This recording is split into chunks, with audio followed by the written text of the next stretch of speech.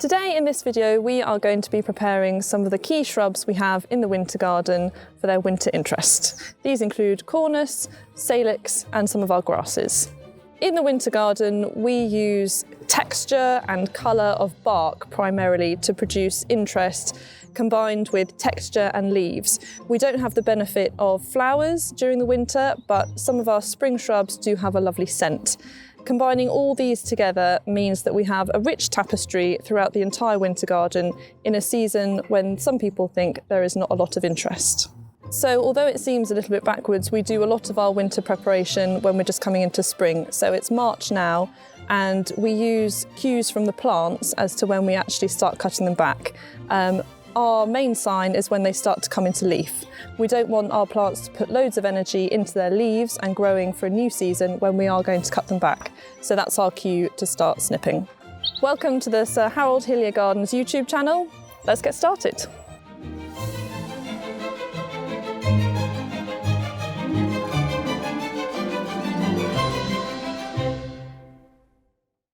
The main tools that you're going to need are a bucket or something to collect your waste in, a kneeler just for comfort, a pruning saw.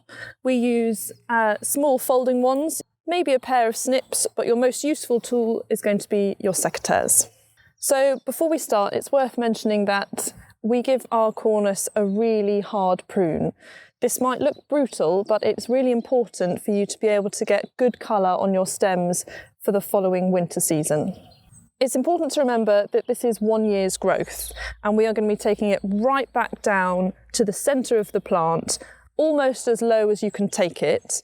You want to try and see if there is a bud that you can take it back to, but if not, don't worry, because there are dormant buds in the old stems that will shoot again in spring. So at the base of your plant, you can see where old cuts have been made and where a new shoot has grown out of the side from a dormant bud. You can either take your Cornus back to a bud such as this one, or in the case of maybe here where they're rubbing together, you could take them as low as you can. That happens to be above a bud, but you don't need to worry because I can see other dormant ones in this stem that would come through if not. It's easiest to work your way in from one side of the plant, and I would take my secateurs and make a nice clean cut right at the base.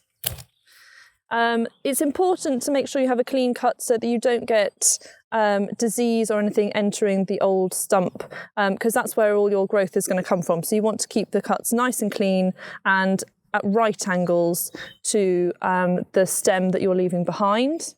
And you just work your way into the plant, removing as you go and being careful you don't poke yourself in the eye. When you get to a crossing limb like this, it can be hard to get the right angle, and you just have to try and make the best of it.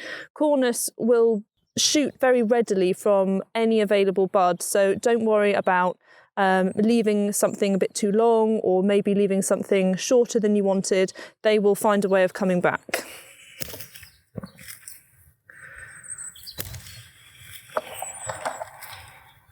Like I said, it's important to try and get down as low as possible. Where you've got something that crosses over and rubs, such as you have in this situation, you might want to take your pruning saw and cut below where the damage is on this stem. That's more likely to encourage healthy growth next year, and also helps to prevent any further disease or damage getting into that stem. So you take your saw right in and make again a nice clean cut, leaving behind healthy growth underneath. On this stem, you can see where it's been, the stem underneath has been sort of squashed out of shape. So if possible, we'll take that down below where the damage is as well. This is a good example of how Cornus will force their way up through pretty much any gap. So some have a slightly more messy habit like this. Others are more likely to grow straight up, but either way, you will always get lots of shoots from these basal stems. When you come to a section like this, where there's lots of old growth and the stems that you're getting are less than pencil width and they're a little bit weak, it's worth taking the whole of this kind of stool off and coming down below it and cutting in one straight cut across, so that you can then encourage the buds that are further down that stem to come into active growth this season.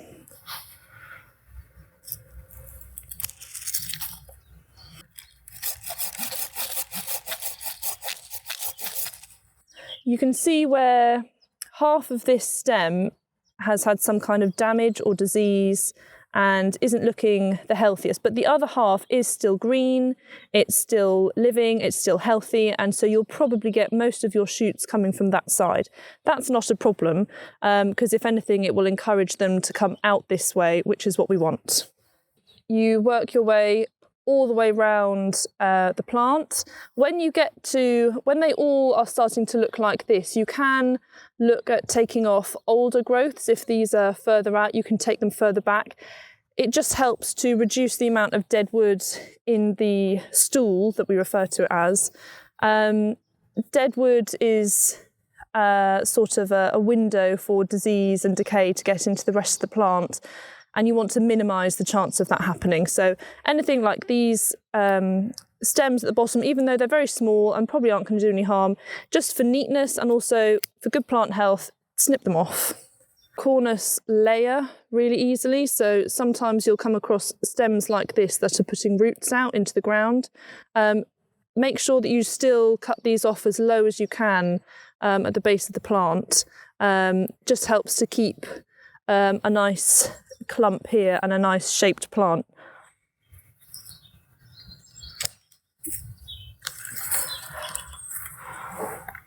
When you reach a stage like this and you have an old stem that's clearly dead at the top, this is another really good opportunity to remove dead wood from the stool of Cornus, and also will help give the stems that are going to shoot next year more space, and gives them less chance to rub against old wood that you don't need there anymore. So again, take your pruning saw and you want to make a nice cut straight through.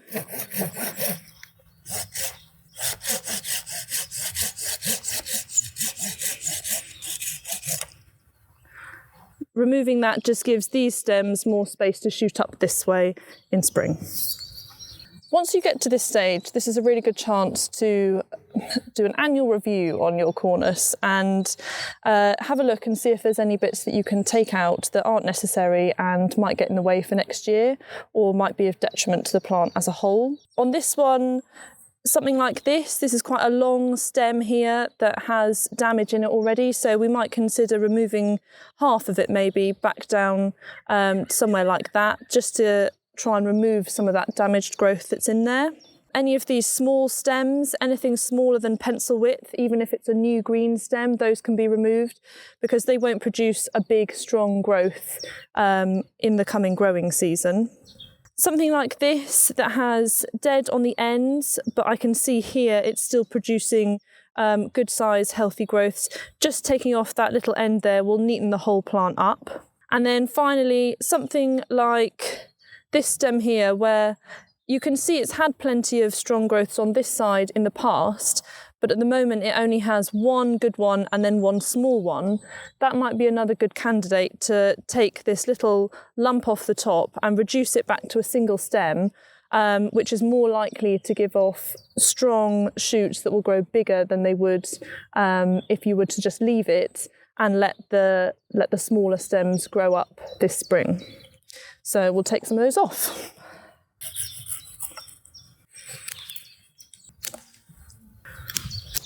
This is where snips can come in handy. Long nose snips allow you to get in, and for the thin growths, allow you to get a really nice close cut to the base of the plant. So when you're finished, you should have something that looks like this, a little stump, but with nice clean cuts all over, and you can see exactly where your shoots are going to come from over summer and ready for your stems in autumn, winter with a lovely colour on them. It's worth mentioning now that this is exactly the same process for willow or salix. Some people might leave their salix on a slightly higher stool, but it's exactly the same process, cutting back nice and low, clean cuts all over and leaving them looking rather bare. Next, we're going to head over and see what we do for preparing our grasses for next winter. So one of the other big jobs we have in the winter garden at this time of year is to cut back our grasses. We leave ours over winter because they provide good height, good architecture, and when they're frosted on a sunny morning, they look stunning. It's important to remember that grasses grow from the base and not from their tips. So again, this looks like a really severe haircut, but actually it's the best thing for the plant. In terms of tools, kneeler and bucket, as always. We do use some shears, especially on these larger clumps, but you can also use your secateurs if it's a small clump and you don't have very many of them. So you want to have a look, you can sort of see where the top of the stool of the grass is, and you want to go straight in with your secateurs or shears. Okay. So you can see already there are green stems coming through, but it's okay to snip right through the top of them because essentially what you're doing is mowing grass like you would mow a lawn. It encourages growth from the base, and that's what you want to get good spring growth, and so that we get nice tall stands of grass ready for winter next year.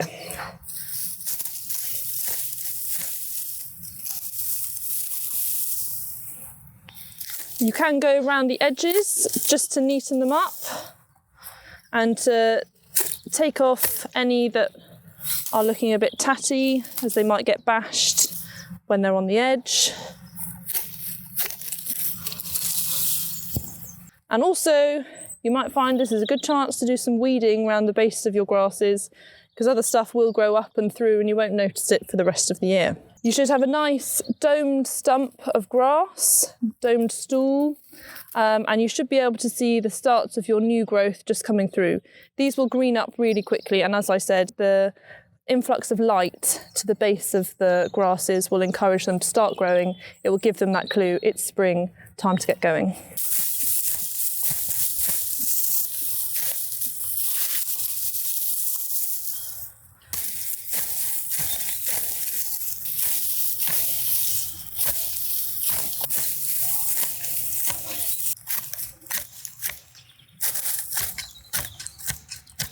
This is what you want to end up with, a nice domed clump with little green shoots just poking through, all ready to grow, green, and then turn this beautiful caramel straw colour for overwinter. This can also be a good opportunity for you to divide your grasses if you wanted to. We tend to leave ours as quite large clumps because we like the structure and the impact that they have. But if they are getting too big for your space, this is a good time for you to divide them with either 2 sharp spades or 2 forks back to back, and then you can maybe spread them out and get more of a swathe if they're in a smaller space. So that's how we look after our Cornus and also our willow in the winter garden at this time of year, prepping it for our next winter season. And you've also seen how we cut down our grasses. There's so much more to see here. We've got colour all the way through the year, and in our prime we are absolutely stunning between November and January, covered in frost, lots of colour, lots of texture. Hit that like button and subscribe if you want to see more videos from us at the Sir Harold Hillier Gardens.